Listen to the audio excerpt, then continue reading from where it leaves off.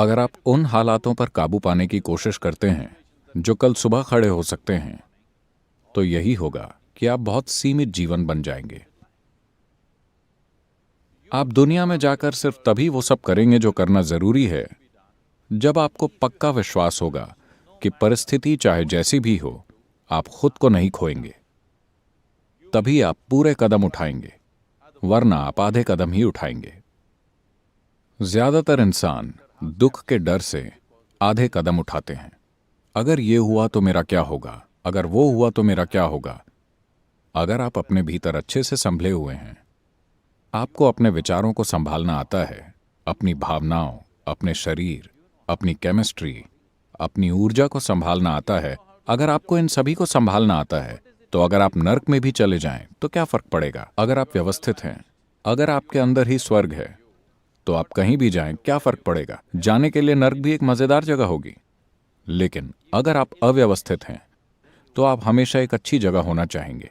You will not step out into anything. आप कहीं भी अपने कदम नहीं बढ़ाएंगे। मैं इसे गलत नहीं बता रहा हूं, बस ये प्रकृति के खिलाफ है, क्योंकि प्रकृति में हर जीव उतना होना चाहता है जितना वो हो सकता है ना? ये हर जीव की स्वाभाविक चाहत है।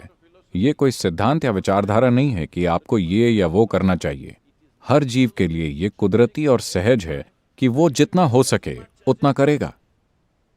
एक केंचुए से लेकर एक कीट से लेकर कीड़े तक, एक पक्षी, जानवर और पेड़, हर कोई एक संपूर्ण जीवन होने की कोशिश कर रहा है।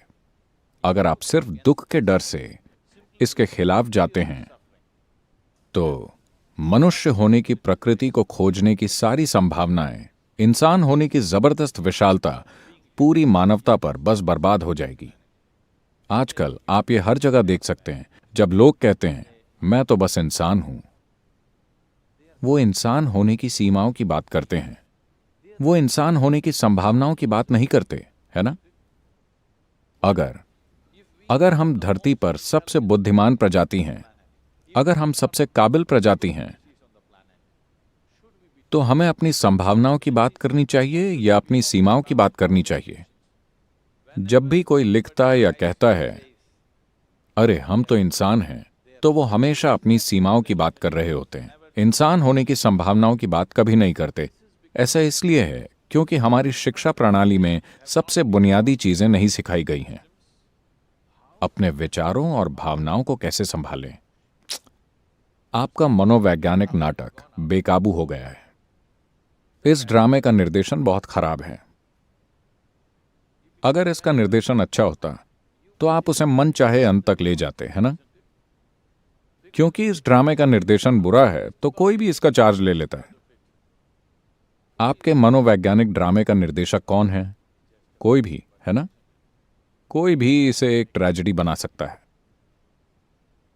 लोगों ने अपने विचार और भावनाओं को भी संभालना इसलिए नहीं सीखा है क्योंकि 10 साल के होते होते आपको ये सीख लेना चाहिए था। 60 की उम्र में भी लोग नहीं जानते कि अपने विचार और भावनाओं को कैसे संभालें। वो अपना जीवन भूत की तरह जीते हैं। उन्हें किसी की मदद की जरूरत नहीं है। वो खुद ही लगातार अपने लिए दुख पैदा कर सकते हैं। अब मान लीजिए आपके पास सामान्य हाथ हैं, पर आपको उनका इस्तेमाल करना नहीं आता, तो आप खुद को क्या कहेंगे? नहीं, आप खुद को बताइए, मुझे मत बताइए, ठीक है? वो शब्द जो भी है, अगर आपके पास सामान्य दिमागी क्षमता है और आपको उसका इस्तेमाल करना नहीं आता, तो इसका मतलब भी वही है, हाँ या ना?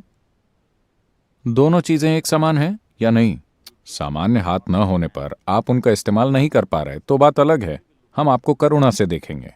सामान्य हाथ होने के बावजूद आपको इसका इस्तेमाल करना नहीं आता, तो आपने खुद के लिए जो भी शब्द चुना है मुझे मत बताइए, लेकिन वही चीज लागू होती है जब आप अपने विचार और भावनाओं को अपनी खुशहाली के लिए इस्तेमाल करना नहीं जानते, है ना? क्योंकि आप व्यवस्थित नहीं हैं, क्योंकि जीवन की बुनियादी चीजें नहीं समझी गई हैं। मेरे अस्तित्व की प्रकृति क्या है, अगर आप ये नहीं जानते तो आप इसे संभालेंगे कैसे? जब आप किसी चीज की प्रकृति को समझेंगे, सिर्फ तभी आप उसे संभालना सीखेंगे, है ना? आप देख भी नहीं पा रहे कि ये क्या है, तो इसे संभालेंगे कैसे? इसे संभालने का कोई तरीका नहीं है। तो पहली और सबसे जरूरी चीज को इसीलिए आत्मज्ञान कहा जाता है। आपको यह समझना चाहिए, इस देश में, इस संस्कृति में हमने किसी तरह के आध्यात्मिक आत्मज्ञान को कभी कुछ प्राप्त करना नहीं माना। हमने उसे सिर्फ आत्मज्ञान कहा। आत्मज्ञान का मतलब है कि आपने बस वो देखा है जो पहले से मौजूद है, आपने कुछ खोजा नहीं है।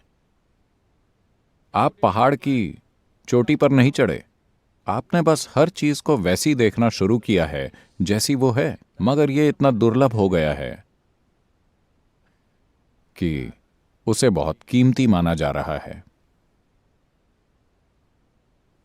3 दिन पहले जब मैं केरल में था, किसी ने मुझसे पूछा, सद्गुरु ऐसा लगता है कि आप हर चीज जानते हैं। मैंने कहा, देखिए, मैं सिर्फ एक चीज जानता हूं। मैं सिर्फ इस एक चीज को इसके स्रोत से इसके चरम तक जानता हूं। अरे मैंने कहा, मैं सिर्फ एक चीज जानता हूं, आप तालियां क्यों बजा रहे हैं? मैं सिर्फ इस एक चीज को जानता हूं। मगर इंसानी अनुभव की प्रकृति ऐसी है कि आप सिर्फ इसी के जरिए हर चीज जान सकते हैं, है ना?